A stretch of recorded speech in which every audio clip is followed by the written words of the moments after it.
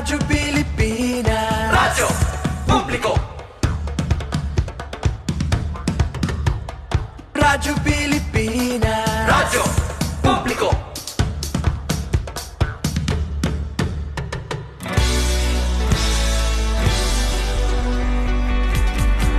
Mahalagang mga balita, napapanahong impormasyon.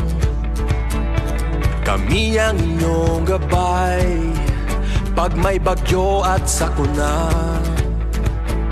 Serbisyo ng gobyerno kapag may nangangailangan. Mga proyekto ng Pangulo, damang-dama ang pagmamahal niya. Tulay ng mga hinaing, ang problema ng bayan ating lulutasin. Tulay sa himpapawid, tulay ng pagbabago. Radyo Pilipinas, Radyo Publiko. Ng bagong Pilipinas, Radyo Publiko. Radyo Pilipinas, Radyo Publiko. Ng bagong Pilipino.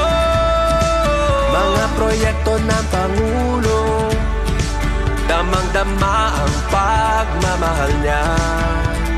Radyo Pilipinas, Radyo Publiko. Ang boses ng Pangulo.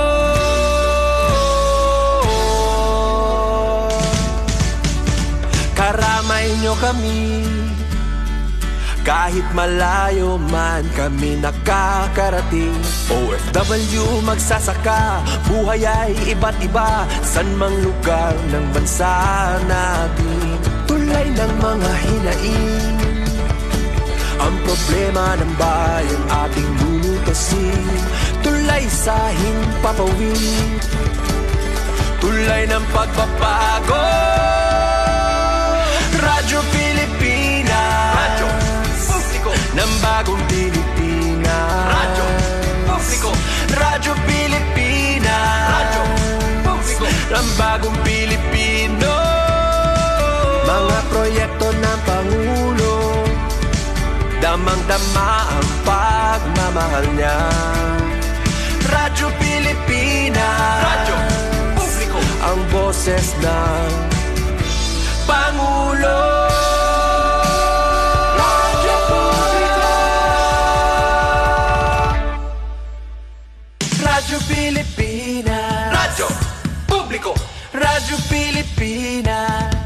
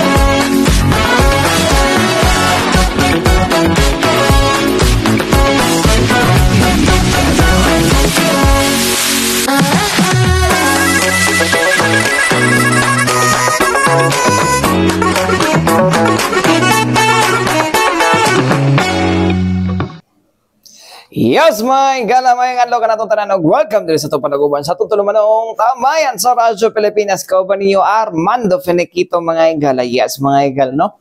Kamusta mo dito na, no? Mabagit pantaligsik diya sa inyong lugar, no? Makaliwalas kayo ang panahon na ito para sumana sa ato ang DOST pag-asa, mga igala, no? Kay ilang gikuan karon, no? Wala tayo sama ng panahon, sama ng loob lang, charing.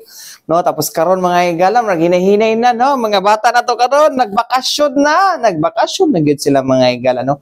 So, balik na ta sa normal, mga igala, by June. So, na yun atong klase, mga igala.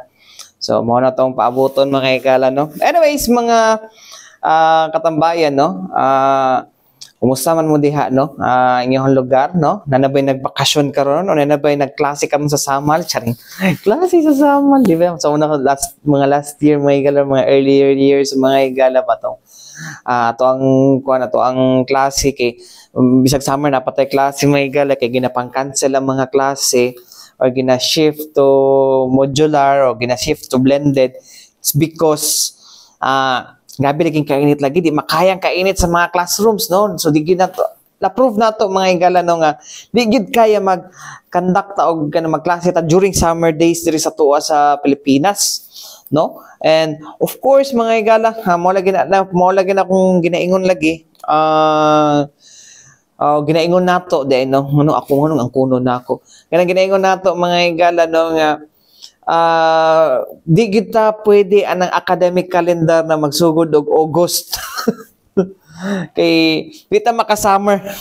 Dita makaligog dagat, no? Anyways, dita sa to isgotanan mga higala no kun asa mag 1 week na din no, after sa 80th birthday ni FPRRD mga higala no. Kun asa to kapulisan nakaani og bash mga higala no kay after atong kuan ilahang mong gi-report daw mga higala no. Sumala pa na gi-report nga 60,000 na daw sa tibuok Davao region ang Davao region ba?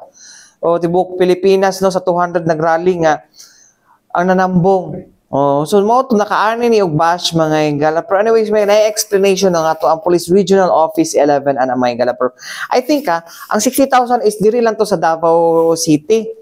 O 60,000 amot na sa ubang lugar mga higala. Pero lahi mo claim pud mga higala. Lahi pud parameters pud sa o kablon sa parameters ng ginakuan sa tong police. Pero i-explain na diri mga higala no diri sa tong Police Regional Office 11 mga higala no.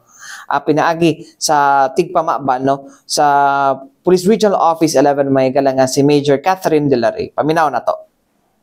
Okay. So taas maghapon ang moral no sa police sa Davao Region.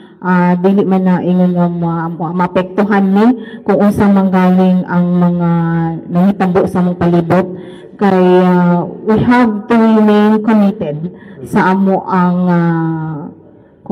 kanang pledge ba not to serve and protect. Wala man nagatan-aw kung unsay comment sa ubang padayon ni sa amo ang pagserbisyo sa among pagtrabaho although ingon nga nawad-an na ni og pagsalig sa police. Pero kabayan ni kung naa sila problema, mudagan jud gihapon sila sa amoa ug tabangan jud gihapon namo sila. So kuno na lang pud nako nga ang accomplishment sa illegal drugs. So for the first quarter na atong na-confiscate nga estimated na 81.8 million worth na illegal drugs and then 728 number of operations ang nakandak. First quarter ni siya sa 2025 and we have arrested 888 personalities. So ubay-ubay yun na siya. Every day na atay accomplishment sa illegal drugs, either dako or gamay, wala let up ang atong mga operations. Comparison mo, last year, mas dagko karon? Wala kong comparison, pero kung i-base nato sa mga, like atong sa Panabo, Asuncion, na mga confiscated, mas taas din siya this year compared last year. Okay. Okay. Ma'am, usa tong kuan ma'am, mga message sa, especially karon padayon gihapon ang pagpundo sa mga supporters ni PRRD, which is alleged daw laging at kuanon, raiding ang balay sa former president. Unsa to masulti sila ma'am? Okay, dili jud na tinuod mo nga i-raid ang balay ni FPRRD and then wala sad ni information nga may nag-apply for search warrant sa iyahang balay. Pero syempre free man iyang mga supporters nga magbantay sa iyahang balay, wala man ay violation and then ang on-post na police diha sa area sa iyahang balay kanunay man na, dili man na namo ginatanggal sukad pa kung nahimo siyang presidente. So atong balik ko ma'am wala. Balik na ko wala, dili to tinuod na information na i-raid ang balay ni FPRRD. Ma'am, kung naay search warrant, maka-operate yun kay korte man ang nagsugo sa mga anak. So as law enforcement agency, igo lang may magpa-implementar. Pero as of now, negative na siya na information nga na ay gi-applyan og search warrant ang iyang balay. Negative. So, palihig lang na dili ninyo kana gani i-spread ng mga fake information kay dili siya makatabang sa tuang peace and order, maka-create lang siya og kanang confusion, fear, chaos, no? So, ang ato ang ipang post atong FB katong mga pag-advise para positive ang ato ang ma-attract. Pero is Okay. it also possible na ang search warrant pwede ikuha outside Davao City? Pwede po siguro, pero nag-coordinate ko kang mga ka-harbor, negative po sa ilaha sa national headquarters. Kay, syempre, nagawas na ito no, so nagtawag ko sa ilaha, mula information na dito sa national headquarters. Kay kung ma'am sa Davao region, with negative man, pangutan ako sa ilaha, kasi pangutan pwede ako na how about negative po. Ma'am, kuan ma'am kanang kay Major Catherine de la Rey. Ma'am, gikan mismo sa Region 11, taga-ilo mi og exact number sa katong March 28 nga rally sa Davao. Pila jud to ang exact number nga nakita ninyo? Kanang gikan jud sa data ninyo Okay. sa Davao City. As per report, no, sa command center, kay sa whole Davao region, 27 kabuok na mga rallies, different Davao rallies sa Davao region. So, nahisgot na Davao City, Davao del Sur, Occidental, Norte, Davao de Oro, and Davao Oriental. So, sa whole Davao region, 27 kaya nagkadaiyan ng mga rally na motorcade, candlelighting, katong peace rally, ana. So, sa Davao City, ang report, sa peak na 60,000 ang crowd. Pero overall, Davao region, 96,100 ang crowd. Oh. So ma'am, katong kay General Fajardo, sa Davao ba ito ma'am? Kanya nga may siya all over Philippines ang 60,000. Wala sa pagkukuan kung unsa nga data ang gigamit ni ma'am, basin pod og early reporting ta po ang iyang na report. So dili po ko pwede mag-comment ato. Pero ang report na sa national headquarters, 60,000 Davao City alone, overall Davao region 96,100. 96,100 ang crowd. Based po siya sa katong mga na-deploy na police, and then ang sa Davao City kay medyo dako-dako man siya mo. So collection to sa command center.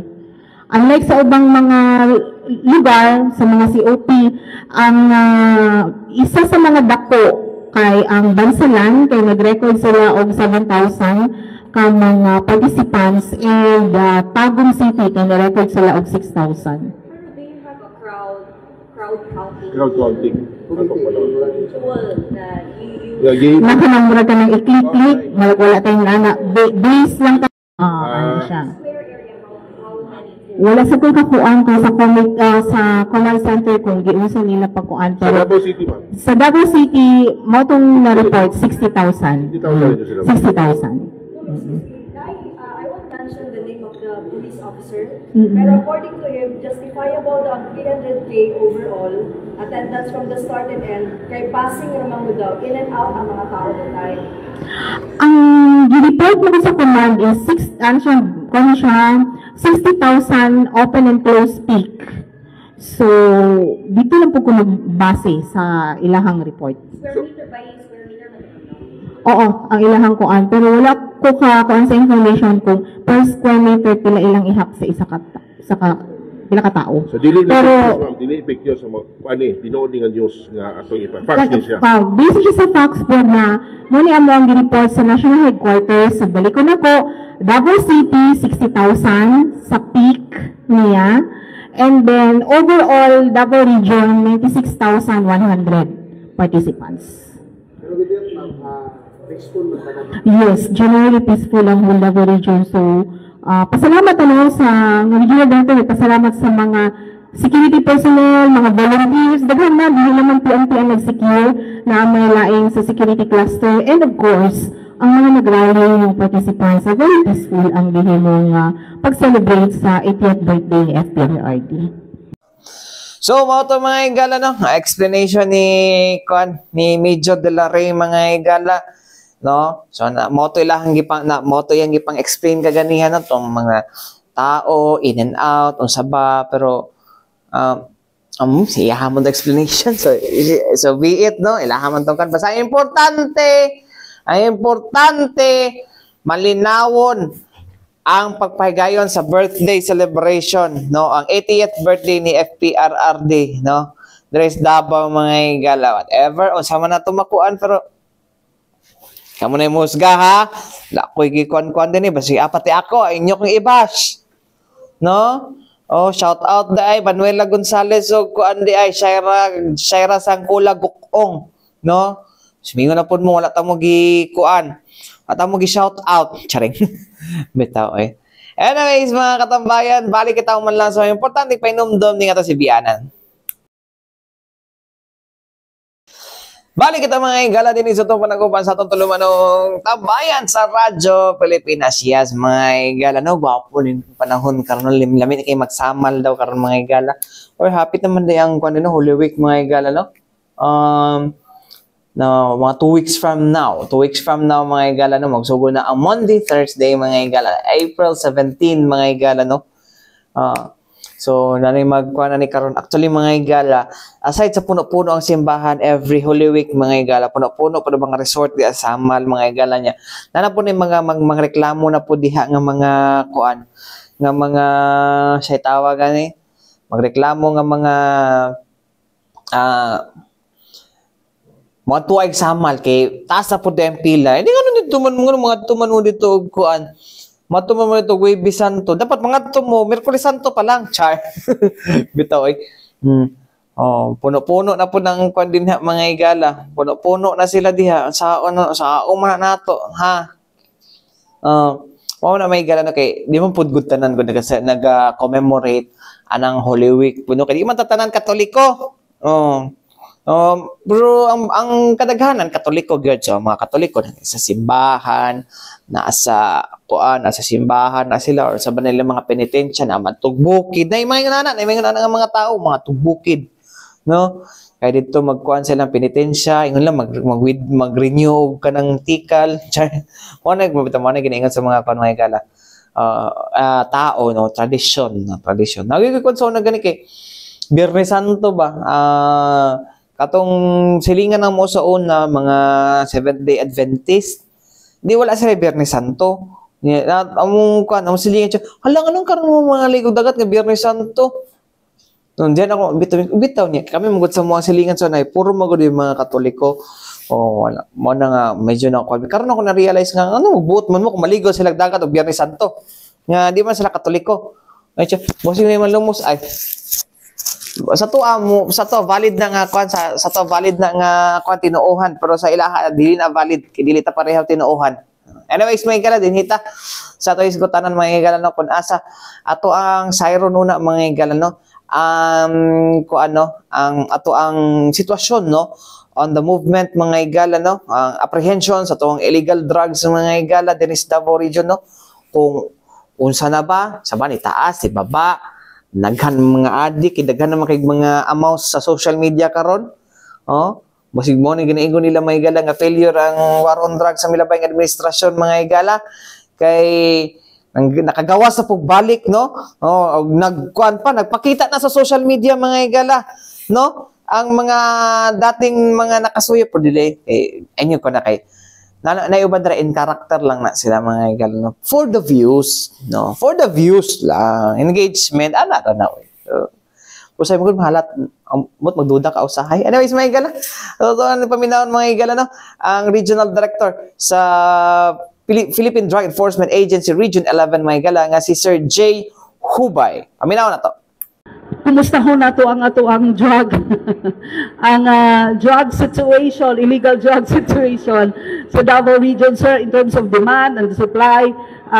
Asa na ta din, where are we now, sir, sa ato ang kampanya sa PDEA Director Hubay, sir? Well, anyway, first of all, pero mo ko mag-Bisaya kay makaintindi man ako. Okay. Wala ko masyado makapagsalita. Kaya ano lang. But anyway, when it comes to drug, manageable naman siya. Pero we observe na medyo tumataas kasi yung seizure natin. Just for the first quarter, meron tayong recorded na 12 kilos na seizure natin compared to last year. And based dun sa mga records natin, sa coordination natin, talagang medyo tumataas talaga yun. Tumataas yung bilang ng mga seizure natin compared dun sa previous year. So kung tumaas yung seizure natin, sir, that means tumaas yung demand and supply, tama, demand, at saka supply dumami. There are a lot of factors to be considered, no? hindi lang siguro demand, no? So, isa sa tinitingnan natin is yung, yung political arena. So, we suspect na baka merong ibang mga politician na nai-involve sa illegal drugs, nagbibenta para lang magkaroon ng sariling pondo. Pero ano pa lang yun? We confirm that. When it comes to demand naman kasi, in particular dito sa Davao, magtataka tayo medyo mababa ang presyo. So, sabi sa Labs Point, pag mababa ang presyo, mataas yung demand. Pero meron din factor tayo dapat i-consider na maaring ito yung ibinababa mismo na nagbibenta yung presyo para mabili. So, competition. Nagkakaroon ng competition. So, yun yung mga factors na kinoconsider natin sa drug situation natin. Sabi nga daw nila, sir, is ano na daw may mga tawag dyan, mura na, may mga may mga tawag doon, discounted, may mga, yung mga ganyan, o promo, yung mga promo daw, sir. Yeah. Yes, but generally speaking naman kasi yung Davao is a transshipment point, no? Although ganyan yung presyohan, we need to consider yung geographical location. To tell you frankly, ang pinaka-source talaga ngayon is yung Region 9. To allow us to expand yung sinabi niyo po na there are, and you are still monitoring and verifying reports that there are politicians involved in illegal drugs because of the election, sir. Pwede paki-expound din, sir. Isa yan sa factor na kinoconsider namin. Personally, galing sa akin, kasi I've been in many areas. I've been in many regions, say for example, Region 8, even in Region 5. So, yun ang tinitingnan natin na posibleng may participation. Kasi yung demand naman kasi is nakikita naman natin. Kasi dito sa Davao Region, kung titingnan natin, kung pag-uusapan natin ang demand, is marami tayong drug-cleared barangays. So, ibig sabihin, pag marami na yung drug-cleared barangays, mababa yung demand. So, as of yesterday, meron na lang tayo, 141 na affected barangays. Compared dito, na meron tayong nasa, 1,128. So, ito yung effort natin. So, although, hindi naman natin sinasabi na yung demand is hindi kasama rin sa factor na kinukonsider natin. Kaya sabi ko kanina, kailangan natin i-consider lahat ng anggulo para mapag-aralan kung ano ba talaga yung nagiging reasons bakit medyo tumataas yung seizure natin ng illegal drug. Okay, thank you, sir. At this point, I yield the floor for question. Nato si John B. and then Junius.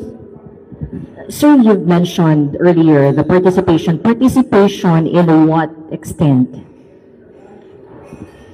Is it protector or what extent of participation? Wala, yun nga ang kailangan nating pag-aralan. So, meron doon kumukuha ng pondo para sa kampanya. Yun yung So, in return, kumukuha sila ng pondo from the dealers in return. So, for example, halimbawa mag-finance ako, mag-order kayo ng drugs, benta nyo. Kasi pag pag nagbenta ka ng drugs, halos doble kasi yung kita nyo. So, magdadagdag doon sa campaign fund dyan sinasabi. So, yun sinasabi ko na posibleng nangyayari. Alright. Sir, based on your monitoring, may mga politicians in Davao Region involved? As of yesterday, wala. Kasi kasama yan sa palaging tinatanong ng higher headquarters namin, even sa PNP tinatanong yung participation. So, at this report, ililinawin natin, wala pa tayong namamonitor na politician na involved sa illegal drug. Okay, sir, you've made mention about the demand earlier. Based on your indicators of quantity consumed, how do you describe the demand of illicit drugs in Davao Region? Is it flat? Is it stable? How do you describe it? Medyo nag-increase siya. So, bebase kasi natin dun sa medyo dumagdag yung bilang ng mga nadinismante natin drug din. So, ibig sabihin, pag may drug din, may drugs yan, at may gumagamit. So, may nagpupus at may gumagamit. So, yun ang mga indicator. Kapag mayroon mga drug din. So dito sa Davao region, karamihan na doon tayo nakapokus sa dismantling ng drug din actually. So kung hindi ako nagkakamali doon sa record natin, is meron na tayong more or less nasa 15 drug din na dismantle at meron din tayong dalawa na high volume seizure na sinasabi. Kasama na yung 6 kilos na, na seizure ng PNP ron. Okay, sir, tumaas yung seizure, right? Yes, tumaas siya. So kung kukumpara mo yung quarter na to sa kayong last quarter. If so, what are the common locations, sir, or drug sites based on your apprehension? Well, based on records, in yung mga cities yan, primary cities yan. Number 1 is Panabo. Panabo and Tagum, both in Davao del Norte. So, Mati in Davao Oriental.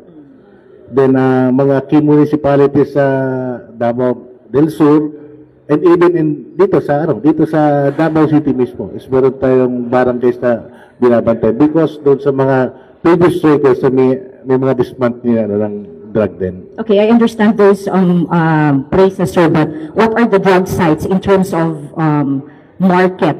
Let's say, for example, is it usually happening in street corners, bars? What are the common locations based on the apprehension? Well, pag drug din kasi fixed locations Yung sinasabi ko, nakapost sa fixed location.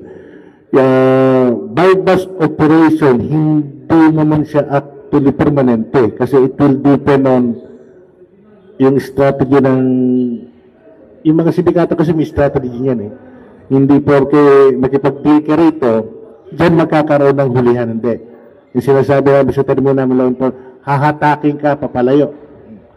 Kasi ano din yun nag-iisip din yun So, ganoon. So, yan, yun lang ang basically ginaano natin. Streets, then fixed location, drug dens.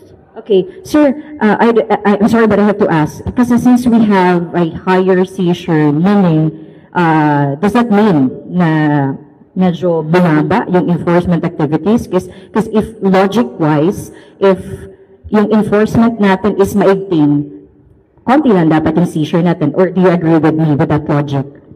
Well, pwede. Pero isa rin sa titinan natin is mas maraming na-involve ngayon. Maraming naging active na mga peddlers sinasabi. So, kaya dumadaan yung seizure kasi mas lalo nagsisipag din naman yung ating law enforcement. Ibig sabihin na monitor natin ang kanilang movement. So, at nagtutulong-tulong kasi yung law enforcement ko yun. Actually, meron tayong effort yun dun sa joint effort natin sa mga checkpoint and checkpoints. And even local government yun is gumagawa na sila ng effort para maging part sila dun sa border control effort natin. Ang critical kasi doon sa border control efforts yung deployment ng ating mga narcotic taxing dog. Yung PNP, yung PDEA, yung local government units ay meron ng mga aso ngayon na tinitrain, then eventually i-deploy sila doon sa mga strategic locations. And even we also coordinate with DPWH kasi ang tulong ng DPWH is yung ano ba yung mga bagong gawang kalsada papasok at papalabas ng Davao City or even from between boundaries na kailangan nating malaman na pwedeng ginagamit ng ibang mga sindikato para i-divert yung movement nila. Kasi kung ako magbibenta ba, hindi makulala ng checkpoint So maghahanap ako ng kalsada na pwede kong ilusot yung aking kontrabando. Okay, last 2 questions na lang, sir. Sir, since more apprehension, may nakukuha tayong mga drugs. So does that mean na nag-increase yung production or the supply? Actually, ang source ng drug is nasa labas ng Davao region. Nasabi ko na kanina, ang number 1 yan is yung region 9. Kasi ang backdoor kasi ang pinakasource natin. And yun ang ginagawa nilang And even yung seizure sa region 6, sa Panabo area, yung 6 kilos, actually, yung mga personalities na involved, hindi naman taga-region 11 taga-tabing region. So, yun ang parang ginagamit lang nila yung ating region para para mag-transship or magkaroon ng transaction. Parang ganun. Okay, dun tayo sa last question na lang for you, sir. Dun tayo sa severity of the penalty. Kasi whether we like it or not, the penalty severity may affect the reduction of the use or of the drug use. So do you think it's time for a stricter or more stringent severe penalty on drug offenses? Actually, we've done that before. Even the passage of the Republic Act 9165, talagang mahigpit yun. Natatanda may death penalty rin eh. Yeah. So, dahil maraming kumontra, nabawasan yun. Hanggat natanggal yung death penalty. So, tama ka siguro. Pero hindi naman natin si control yan. Ang making participation law enforcement is to recommend. So it will be up to our legislator kung ibabalik ba nila yung higpit na dating namin sa Republic Act 9165 or ibang strategy. Last question na lang, sir. Sir, can you, well, it's up to you if you answer this. Ano yung difference na nakikita nyo in terms of approach during the previous administration compared to this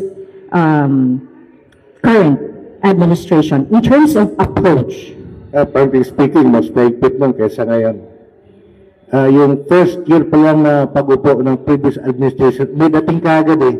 May takot kagad dun sa mga drug personalities eh. So, yun ang pinakaiba. Although, iba naman kasi medyo soft siya, pero collaborative kasi kahit yung ibang mga government agencies nire-require na mag-participate sa more of a preventive and rehabilitation aspect naman yung focus ngayon. Are you saying it's better last or the previous? Yes. Mas maganda yung nakaraan. Kasi takot yung mga tao. Anyways, may galamoto na pasaylo agi ko RD no. Edgar Hubay di ay ay nako, noon sa magkamando ay mando. Pasensya kayo RD ha kay akong si J Hubay di kay estudyante din ako to dati sa Ateneo di ay. Bisik anak ni Sir ni.